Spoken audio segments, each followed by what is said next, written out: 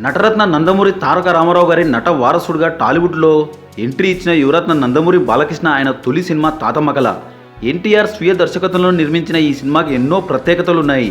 ఈ సినిమాలో బాలకృష్ణతో పాటు నందమూరి హరికృష్ణ కూడా నటించారు. బాలకృష్ణ నటన పట్ల ఉన్న ఆసక్తిని గమనించిన ఎన్టీఆర్ గారు బాలయ్యకి తగిన క్యారెక్టర్ని తాతమ్మ కల సినిమాలో క్రియేట్ చేశారు. ఈ సినిమాలో తాతమ్మగా భానుమతి గారు నటించారు. 1974 ఆగస్టు 29న ఈ సినిమా విడుదలైంది. కొన్ని వివాదాస్పద అంశాలు సినిమాలో చూపిస్తే అది వివాదంగా మారడం, సెన్సార్ సమస్యలు రావడం సాధారణంగా జరుగుతూ ఉంటాయి. సెన్సార్ వారు చేసిన సూచనలకు అనుగుణంగా సినిమాలో మార్పులు చేసుకుంటారు దర్శక నిర్మాతలు. కానీ ఒక సినిమా విడుదలై అన్ని కేంద్రాల్లో 50 రోజులు పూర్తి చేసుకున్న తర్వాత అందులో చూపించిన అంశాలపై అభ్యంతరాలు వ్యక్తం కావడం, ఆ సినిమాని నిషేధించడం ఎప్పుడైనా చూశామా? ఆ సినిమాయే తాతమ్మ కల.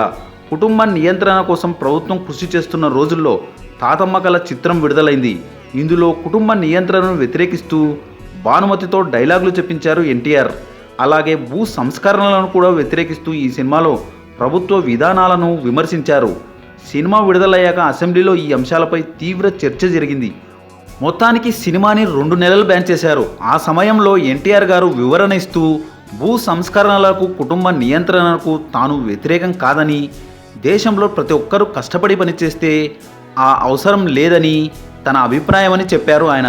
తర్వాత మళ్ళీ 2 నెలల బ్యాన్ తర్వాత సినిమాలో కొన్ని మార్పులు చేసి రెండవసారి కలర్లో విడుదల చేశారు ఎన్టీఆర్ గారు. 1975 జనవరి 8న రెండోసారి విడుదల చేశారు. మొదటిసారి బ్లాక్ అండ్ వైట్లో వచ్చిన సినిమాని రెండోసారి కలర్లో విడుదల చేశారు.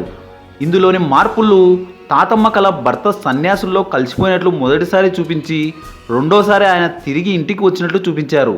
మరో ఇంట్రెస్టింగ్ టాపిక్తో మళ్ళీ కలుద్దాం. ఈ వీడియో కనుక మీకు నచ్చినట్లయితే లైక్, షేర్, కమెంట్ చేయండి. సబ్స్క్రైబ్ చేయడం మర్చిపోకండి.